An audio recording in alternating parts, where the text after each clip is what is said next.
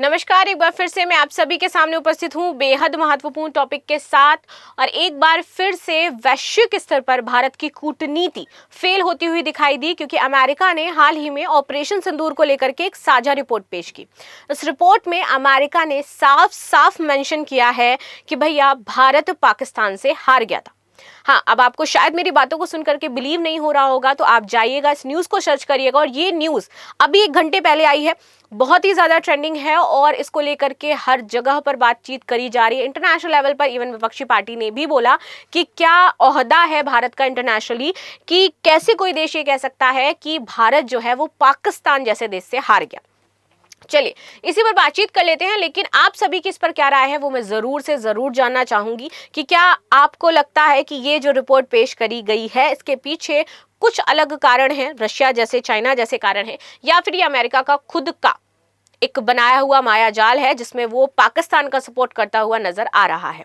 खैर, वो खुले तौर पर भी पाकिस्तान का सपोर्ट करता है, ऐसा तो कहना गलत ही होगा कि ये माया जाल है कि वो भारत से डरता है, ऐसा कुछ भी नहीं है। खुले तौर पर हमेशा हमने देखा है कि अमेरिका ने पाकिस्तान का सपोर्ट किया है।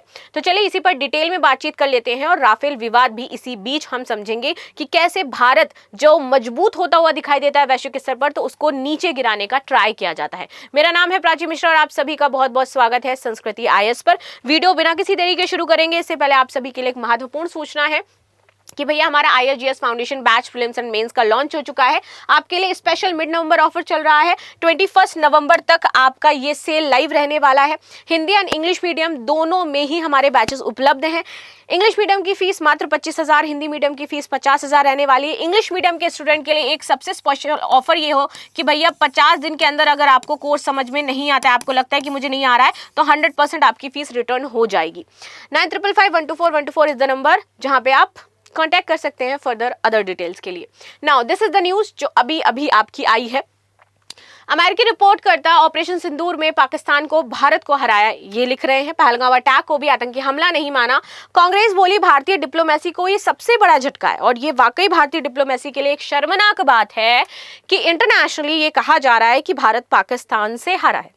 अमेरिकी चीनी आर्थिक एवं सुरक्षा समीक्षा आयोग, जिसका नाम हो जाता है हमारा US China economic and security review commission, इसने एक वार्षिक रिपोर्ट पेश करी है और इसमें ऑपरेशन सिंदूर को लेकर के विवादास्पद से टिप्पणियां की गई हैं।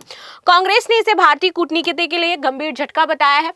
पृष्ठभूमि समझेंगे, पहलगाम ऑपरेशन के बारे में समझेंगे कि क्या चीजें रही हैं। पहलगाम अटैक हमारा 22 अप्रैल 2025 को हुआ।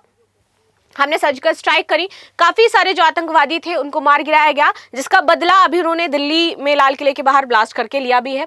26 नागरिक हमारे मारे गए थे जो कि हिंदू थे, क्योंकि नाम बता करके मारा गया था, ये आप सभी जानते हैं। खैर, ऑपरेशन सिंदूर हम करते हैं 7 से 10 मई के आसपास, और 9 आतंकियों के ठिकानों पर हमने सर्जिकल स्ट्राइक करी। भारतीय वायुसेना ने राफेल विमान का इस्तेमाल किया और दावा किया कि 100 से अधिक आतंकी मारे गए हैं। ये 4 दिवसीय संघर्ष था जो अमेरिकी राष्ट्रपति डोनाल्ड ट्रंप के हस्तक्षेप सो कॉल्ड 50% और 100% टैरिफ लगा देंगे, इसके बाद समाप्त होता है। भारत इसे अपनी रणनीतिक सफलता मानता है, लेकिन पाकिस्तान ने दावा किया कि उसने 6 भारतीय विमान गिराए हैं। भारत ने केवल सीमित नुकसान ही स्वीकार किया था। अमेरिकी रिपोर्ट में अब क्या लिखा है, तो यहाँ पर इनकी जो रिपोर्ट है लगभग 800 पेजेस की आई है, और इसमें पेज नंबर 108 से 109 में कुछ बातें कही गई हैं। वो क्या है, तो पहलगाम घटना को जम्मू कश्मीर के विवादित क्षेत्र में 26 नागरिकों की हत्या करने वाले घातक विद्रोही हमले के रूप में वर्णित किया गया है। ऑपरेशन सिंदूर को भारत के विद्रोही हमले के जवाब में पाकिस्तानी सैन्य सफलता बताया गया है, जहां पाकिस्तान ने चीनी हथियारों जैसे कि मिसाइलें इस्तेमाल करके 3 भारतीय विमानों, संभवतः राफेल, मार गिराए हैं। अब चलो राफेल मुद्दा क्या है ये भी समझेंगे। रिपोर्ट में चीनी भूमिका पर जोर दिया गया है। चीन ने पाकिस्तान को खुफिया जानकारी और हथियार दिए तथा ऑपरेशन के बाद राफेल के खिलाफ डिसइंफॉर्मेशन कैंपेन चलाया। इसमें एआई जनरेटेड फर्जी छवियां थी, वीडियो गेम इमेजेस का इस्तेमाल किया गया और राफेल की बिक्री रोकने की कोशिश की गई, ताकि चीन का जो J-35 विमान है उसको बेचा जा सके। और इसीलिए बोला गया कि राफेल भारत का अच्छा नहीं है, क्योंकि राफेल डील्स बहुत जगह भारत की चल रही थी। राफेल एक सक्सेसफुल हमारा विमान हो जाता है जिसको हर एक देश परचेस करना चाह रहा था, और इसीलिए एआई जनरेटेड छवियां बनाई जाती हैं। भारत के राफेल की छवि को खराब किया जाता है ताकि चाइना अपना मार्केट डेवलप कर सके। खैर, ये रिपोर्ट अमेरिकी कांग्रेस को सौंपी गई और मुख्य रूप से चीन की पाकिस्तान के साथ सैन्य सहयोग यहां पर केंद्रित रहा। भारत ने इसे गलत और एक तरफा बताया है, लेकिन अभी तक आधिकारिक विरोध नहीं दर्ज करवाया है। इंटरनेशनली अभी विरोध दर्ज नहीं हुआ है।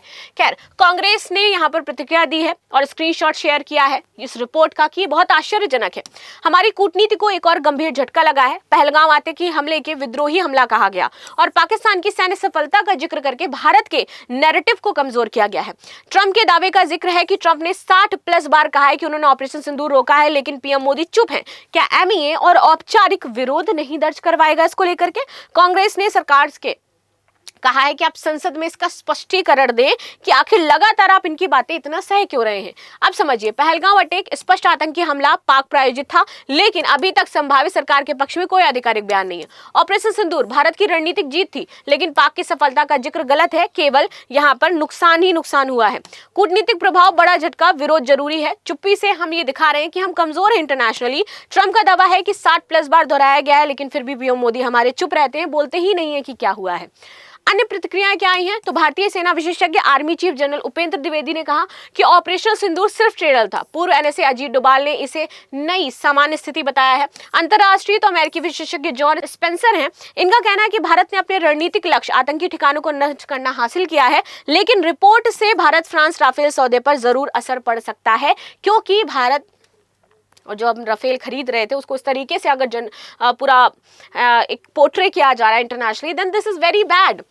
एक्सपर्ट चर्चा है कि हाल के पोस्ट में लोग रिपोर्ट को बोल रहे हैं कि ये चीनी प्रोपेगेंडा है, और खासकर एससीओ जैसे मंच पर जब ये नहीं माना गया और पाकिस्तान को नहीं नीचा दिखाया गया, तो भारत के लिए और भी बड़ी कूटनीतिक हार को ये दर्शाता है।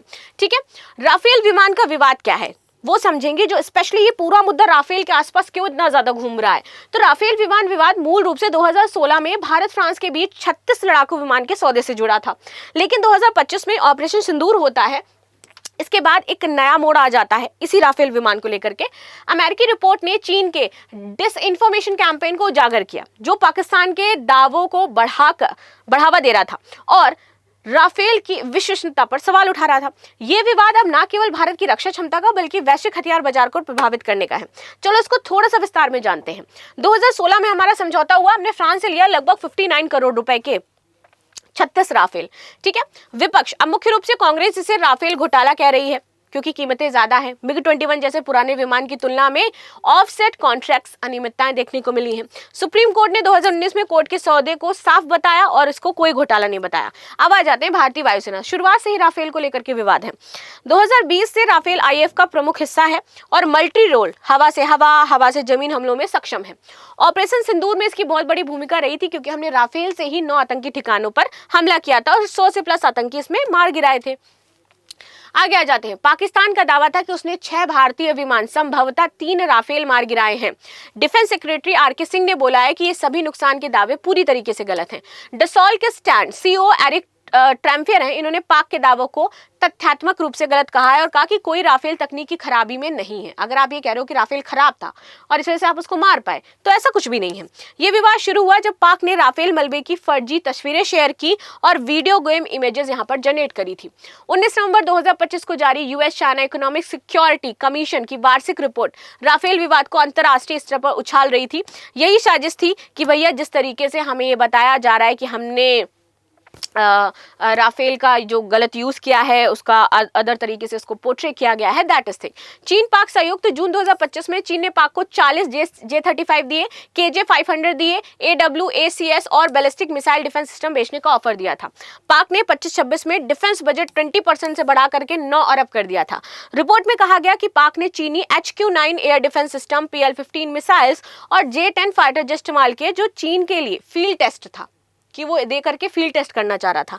रिपोर्ट का उदाहरण है कि चीन ने राफेल बिक्री रोकने के लिए ये डिसइंफॉर्मेशन फैलाई थी, उसमें फर्जर चीजें मेंशन करी थी और वो हमने देखा भी था। तो फाइनली जिस तरीके से पूरा प्रोपेगेंडा सेट किया जा रहा है, नैरेटिव सेट किया जा रहा है इंडिया के खिलाफ, ये बहुत गलत है इंटरनेशनली। और रही बात इंडिया की, तो इंडिया को मुझे लगता है कि इस टाइम बहुत ही स्ट्रॉन्ग स्टैंड लेना चाहिए, बताना चाहिए कि भैया हम आपकी इन फर्जी रिपोर्ट से दबने वाले नहीं हैं, और वाकई संसद में जाकर के इसके बारे में चर्चा करनी चाहिए।